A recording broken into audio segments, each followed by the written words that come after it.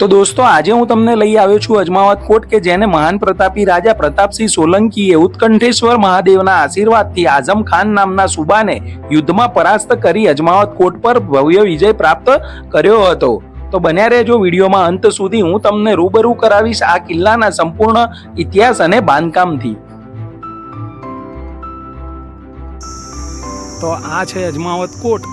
આપણે હમણાં અંદરની તરફ જે આ મુખ્ય જે એનો પ્રવેશ દ્વાર દેખાય છે ત્યાં અંદરની તરફ પણ જઈશું અને બહારની તરફથી પણ આપણને જોતા જ લાગે છે કે આ કમસે કમ આ કોટ છે એ 600 વર્ષની આસપાસ તો થઈ જ ચૂક્યો હશે આનો સમયગાળો। અને કમાન્ડ આકારના જે તેનો મુખ્ય દ્વાર આપણે જોઈ શકીએ છીએ। તો ચાલો વિડીયોમાં બન્યા રહેજો મારી સાથે, આપણે અંદરની તરફ જઈશું। આ ઐતિહાસિક કિલ્લો ખેડા જિલ્લાના કપડવંજ તાલુકાના મુખ્ય મથકથી દેગામ જતા હાઈવે પર આંતરસુંબાથી આશરે 5 કિલોમીટરના અંતરે વાત્રક નદીના કિનારે આવેલા અજમાવત કોટ ગામમાં આવેલો છે। તો હવે આપણે વાત કરીશું આ કિલ્લાના ઇતિહાસની। આ કિલ્લાનું સૌપ્રથમ બાંધકામ 14મી સદીમાં ગોહિલ વંશના રાજપૂતો દ્વારા કરવામાં આવ્યું હતું। તે સમયે અમદાવાદના મુઘલ શાસક અહેમદ શાહે અમદાવાદની હદમાં આવતા ગામોમાં મહેસૂલ ઉઘરાવવા માટે તેમના પિતરાઈ ભાઈ આઝમ ખાન અને આસાવલ ભીલના ભાઈ પહાડજી પગીને 12,000 સૈનિકોની સેના સાથે આ કિલ્લામાં મોકલ્યા અને કિલ્લાને મહેસૂલ ઉઘરાવવા અને લશ્કરી છાવણી તરીકે ઉપયોગ કરવા લાગ્યા। અને તે સમયે આ કિલ્લાના બાંધકામમાં ઘણા બધા ફેરફારો કરવામાં આવ્યા હતા અને ત્યારથી આઝમ ખાનના નામ પરથી આ કિલ્લાનું નામ અજમાબાદ કોટ રાખવામાં આવ્યું હતું અને સદીઓ વીતી જતા તે સમયનું આઝમાબાદ હાલના સમયમાં અજમાવત કોટ તરીકે ઓળખાય છે। આઝમ ખાન અને પહાડજી પગી આસપાસના વિસ્તારમાં રહેતા લોકો પર ખૂબ જ ત્રાસ ગુજારતા અને હેરાન પરેશાન કરતા। તે સમયે કાલરીગઢ એટલે કે હાલના સમયના પાટણ અને મહેસાણા ગણાય છે। તો કાલરીગઢના મહાન પ્રતાપી રાજા પ્રતાપસિંહ સોલંકીએ આઝમ ખાનના અત્યાચારથી લોકોને બચાવવા માટે તેમણે આઝમ ખાન સાથે યુદ્ધની તૈયારી શરૂ કરી। જ્યારે પ્રતાપસિંહ સોલંકી પોતાના સૈન્ય સાથે અજમાવત કોટ તરફ પ્રયાણ કર્યું ત્યારે રસ્તામાં ઉત્કંઠેશ્વર મહાદેવના દર્શન કર્યા અને તેમણે મનોકામના રાખી કે જો અમે આઝમ ખાનને મારીને અજમાવત કોટ જીતીશું અને આસપાસના વિસ્તારના લોકોને તેના અત્યાચારોથી બચાવી લઈશું તો આ સ્થાને મહાદેવનું મંદિર બનાવડાવીશું। અને ત્યારબાદ તેઓ અજમાવત કોટ તરફ આગળ વધ્યા અને આઝમ ખાનને મળવા માટે ગયા અને યુદ્ધ માટે ચેતવણી આપી। આ ત્યારબાદ પ્રતાપસિંહ સોલંકીએ યુદ્ધ કરવાની કૂટનીતિ સાથે પોતાના સૈન્ય બળ સાથે અજમાવત કોટ પર ચઢાઈ કરી અને તે યુદ્ધમાં ઘણા બધા મુઘલો, પઠાણો અને તેમનો સાથ સહકાર આપવાવાળા દગાખોરો અને ત્યારબાદ આઝમ ખાન અને પહાડજી પગીને મોતને ઘાટ ઉતારી દીધા હતા અને આસપાસના લોકોને તેમના અત્યાચારોમાંથી મુક્ત કરાવ્યા હતા। અને આ રીતે પ્રતાપસિંહ સોલંકી અને તેમના સાથીદારોએ અજમાવત કોટ પર ભવ્ય વિજય મેળવ્યો હતો અને ત્યારબાદ આસપાસના વિસ્તારમાં ગામો પણ વસાવ્યા હતા। અને ત્યારબાદ પ્રતાપસિંહ સોલંકીના દીકરા ખેંગારસિંહ સોલંકીએ ઉત્કંઠેશ્વર મહાદેવની સ્થાપના કરી અને પોતાના પિતાની અજમાવત કોટ પર વિજય મેળવવાની માનતા પૂર્ણ કરી હતી।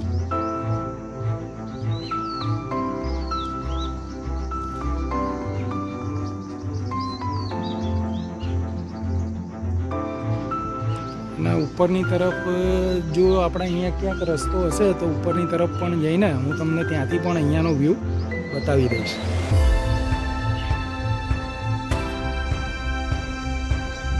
તો અહીંયા જે સામે દેખાય છે તે તરફ એક રસ્તો આવેલો છે કે જે ત્યાં આપણે ઉપરની તરફ જવાય છે। તો ચાલો બન્યા રહેજો મારી સાથે અને આપણે જઈશું ઉપર જઈને કે ત્યાં પણ શું જોવા મળે છે।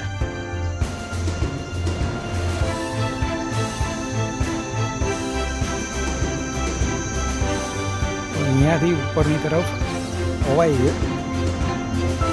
તો આપણે આ જે સામે નીચેની તરફ રસ્તો જે દેખાય છે ત્યાંથી થઈને અહીંયા ઉપર આવ્યા છીએ અને આ જે કોટનો ઉપરનો પણ વિસ્તાર આપણે અહીંયાથી જોઈ શકીએ।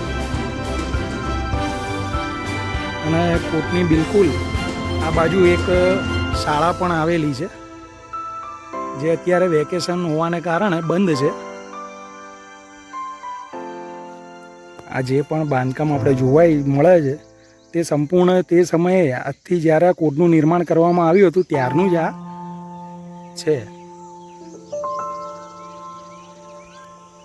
અને આ તરફ આપણે જોઈ શકીએ છીએ કે સીડી બનાવેલી છે.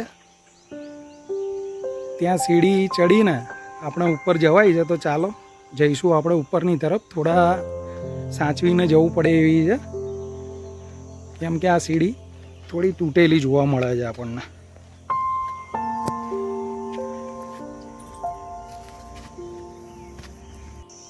તો આપણે જે અત્યારે હાલ કોટના ઉપરના વિસ્તારમાં આવ્યા, તો આ અહીંયાનો ઉપરનો વ્યૂ આપણે અહીંયા જોઈ શકીએ છીએ. આપણે આ જે પગથિયા જોયા ત્યાંથી ઉપરની તરફ આપણે અહીંયા આવ્યા. પેલી બાજુ આપણે જે જોયું તે કંઈ સ્ટોરેજ માટે જગ્યા બનાવવામાં આવેલી છે.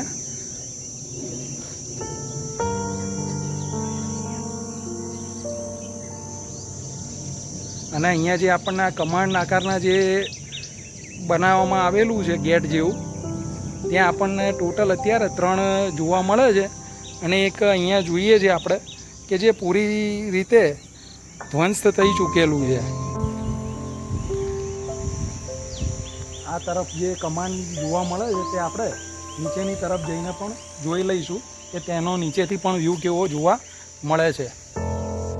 અને અહીંયાની આસપાસનો વ્યૂ પણ સુંદર મજાનો આપણને જોવા મળી રહ્યો છે.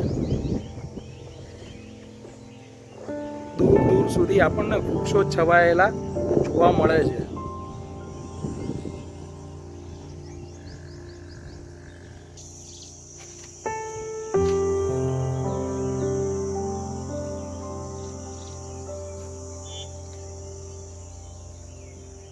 અહીંયા તે સમયે એવું લાગે છે કે અલગ અલગ ઓરડા હશે, પરંતુ અત્યારે હાલ તો આપણે વચ્ચેનો કોઈ એવો ભાગ જોવા નથી મળતો. અને ઉપરની તરફ પણ આપણને એવું કશું જોવા મળતું નથી.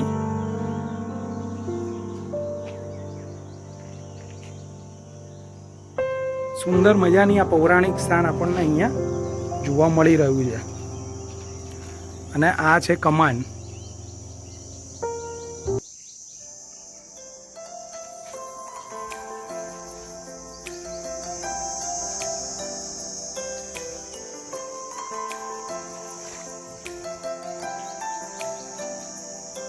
અહીંયા આપણને 3 કમાન્ડ અત્યારે હાલમાં જોવા મળે છે. અને આ જે એક સ્થાન છે કે જ્યાં કમાન્ડ પહેલાં હશે, પરંતુ અત્યારે હાલ તે ધ્વંસ થઈ ચૂકી છે, કે જેનો કાટમાળ આપણે અહીંયા નીચેની તરફ પડેલો જોઈ શકાય છે. આ છે કમાન્ડનો કાટમાળ.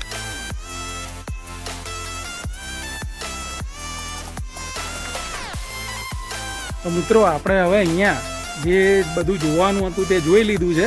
અને અહીંયા પાછી આપણે જે સીડી તરફથી આપણે આવ્યા હતા ત્યાં થઈને આપણે પાછા બહારની તરફ નીકળી જઈશું. તો આજના વિડીયોમાં બસ આટલું જ. અને જો તમને મારો આજનો આ વિડીયો પસંદ આવ્યો હોય તો લાઇક, શેર અને સબસ્ક્રાઈબ જરૂરથી કરજો. અને ફરી મળીશું કોઈ બીજા નવા વિડીયો સાથે. ત્યાં સુધી આપ સૌનો ખૂબ ખૂબ આભાર.